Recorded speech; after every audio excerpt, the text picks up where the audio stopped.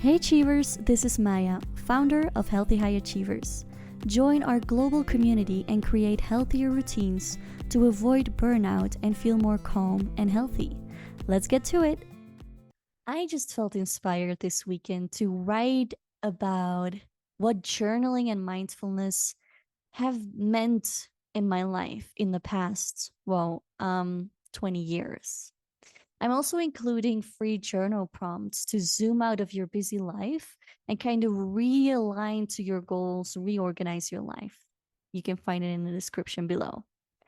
But journaling has been my self therapy ever since I was 12. I don't know about you, but I'm better with words in writing than in speaking.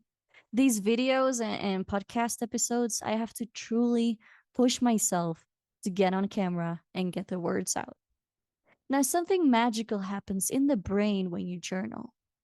Suddenly, you're able to take a bigger perspective on life and see things more clearly.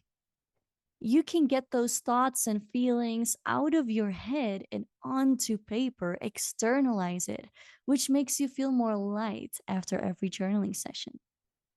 As you're writing, your brain takes you further and further to deeper reflections you haven't thought of.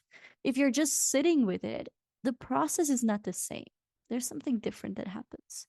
And journaling for me is really a mindfulness practice. You learn how to pause the turmoil of life and take a moment to observe what's going on in your inner world. Now, my journaling practice has evolved over time. I don't always write about every single thing that's happened in my life. I used to do that. And I used to, even when I was falling behind, catch up on a month of life events. But now I see it as a tool that goes way deeper than my daily events. I see journaling as a way to process big changes and challenges in my life. Now, as your life evolves, your journaling practice evolves with you. There's no need to put pressure on your journaling habit of, oh, I haven't journaled in a month. I'm totally off track. There is no off track. This is a very important thing you need to understand. And many people do think there is an off track. No, there is only this beautiful tool that is sitting there on your desk, next to your bed, wherever, ready to support you whenever you need it.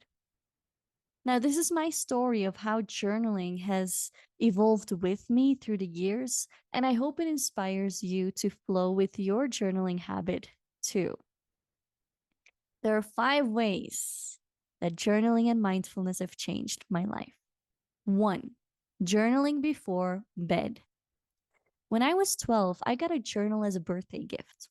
It had this tiny lock and a cover image of my favorite teen band.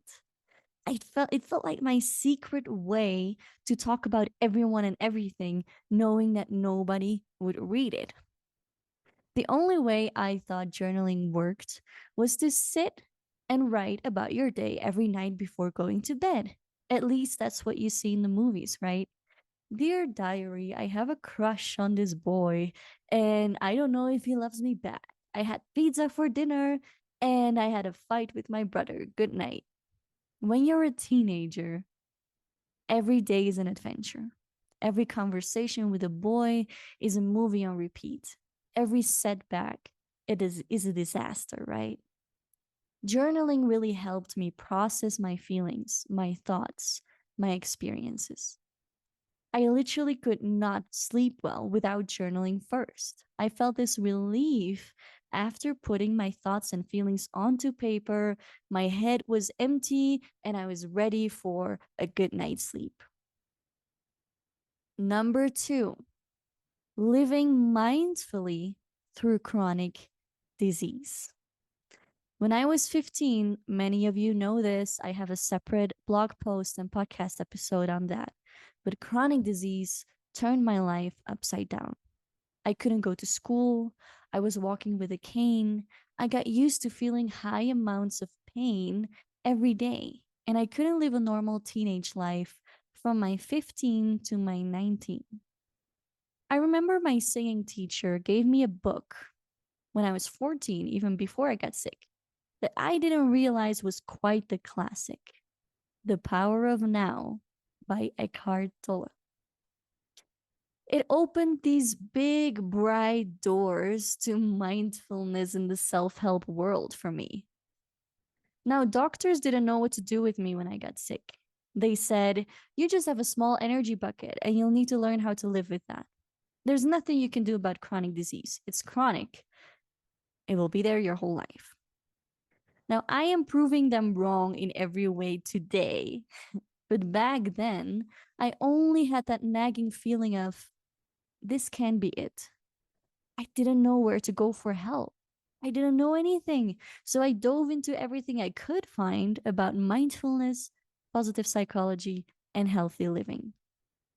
Now, the only remedies I had at the time were living in the now and being grateful for the little things in life. These two principles literally saved my life. As I was fighting against my body's limits, I had to learn how to love myself fully with all my limits and become my own best friend. I used a body scan meditation. I created one myself. You can download it as well in the description below. But a body scan meditation really helped me to check in with my body and truly listen to my new limitations instead of pushing through, which used to be my default. Now, journaling and meditation pulled me out of a dark place at a young age. 3. Journal prompts. If you're not familiar with journal prompts yet, these are questions for self-reflection that you can use to get your journaling juices flowing. I love using prompts because they might have topics I hadn't even thought about, and they take you places that seem new and refreshing in your mind. My way into journal prompts were self-help books or workbooks. Every time I read a new self-help book, I would journal after every chapter to reflect on what this topic means to me, which place it currently has in my life, and what I can improve for myself. I still love using journal prompts whenever I need inspiration. And one of my favorite topics to journal about is overwhelm. When I feel overwhelmed, when life just gets too much, that's my favorite moment to start journaling with prompts. Whenever I feel my life is just getting too busy and I need to regroup, I plan a moment for myself without distractions to zoom out of my busy life and reorganize everything, making sure that my daily activities are still aligned to my bigger goals. And you can do the same. Like I mentioned in the description below, you can download my new free ebook with journal prompts that take you. I love taking people through a journey, it's not just a couple of journal prompts that are separate from each other. No, every prompt actually digs deeper to the previous prompt. So it takes you on a whole journey. It's exciting. You can download it below. The fourth way, journaling in nature. As many of you know, I moved to Cusco, Peru when I was 21, and it wasn't easy. I am a Taurus and I don't like change, or at least I used to not like change. Peru is a culture that truly lives in the now and embraces the changes of life.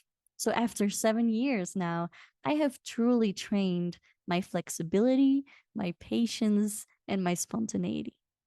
The first months were the hardest, really. There was this place in nature.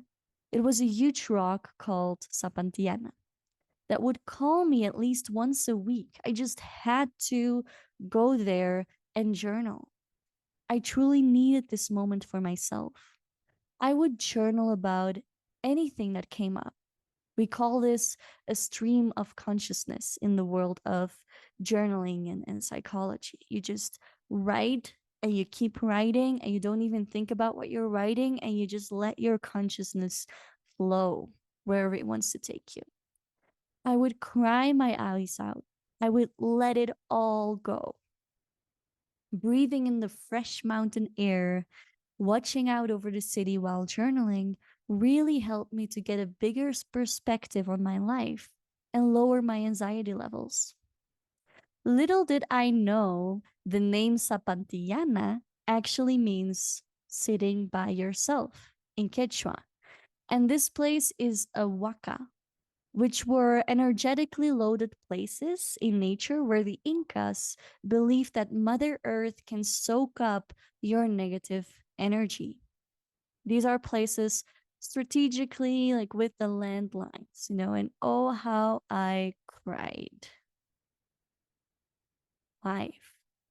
Guided journaling sessions. My most recent discovery of how you can journal is by far my most favorite one.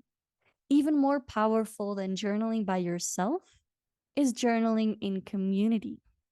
I joined a guided journaling session a couple of years ago, and it was just magic. When you're journaling with others and you share your reflections, you create this group consciousness. It's not only about you anymore. Whatever someone shares in the group gets picked up by your own mind and soul, and it takes your own experiences even deeper.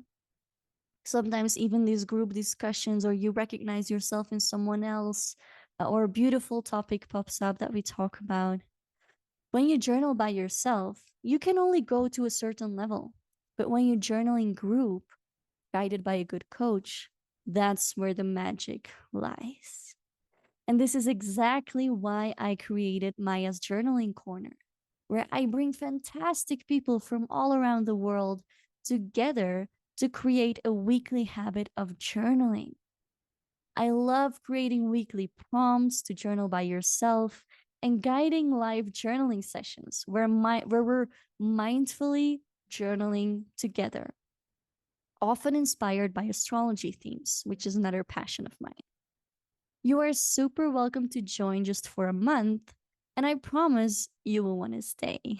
You just have to go to healthyhighachievers.community and you can join today and start journaling today. Now, my secret sixth one. Actually, there is a secret sixth one.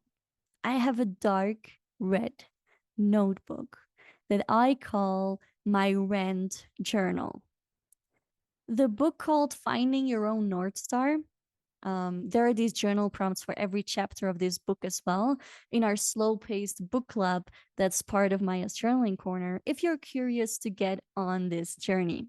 But this book, Finding Your Own North Star by Martha Beck, inspired me to embrace the whole spectrum of emotions, including anger. Like when I was a teenager, I was physically not able to get angry. And once my psychotherapist said, Maya, it's not because you understand the other person's perspective. You always use that empathy to put yourself in the other person's shoes. The fact that you understand the other person doesn't mean you don't have the right to get angry. It's an emotion like any other emotion. And so I got a separate journal to unapologetically rant about my life and the people in it. I can swear, I can hate the world, I don't need to filter any words. This is the only journal, by the way, that I write in Dutch so that nobody in Peru can ever read it, just to be sure. I have about 22 journals right now, probably more, filled with my life story. I don't journal every day anymore, but I flow with my needs of the moment. Sometimes I might just want to write it all out, and other times I might pick a series of journal prompts and I let them take me wherever they want to take me. Now, journal with me today and gift yourself a moment of realignment, inner peace, and clarity. I hope to see you there, Achievers. Take care. Dear Achievers, I hope you liked this episode. If you did, please subscribe and share with your friends, anyone who needs to hear this. You're super welcome to join us at healthyhighachievers.community as well. See you there.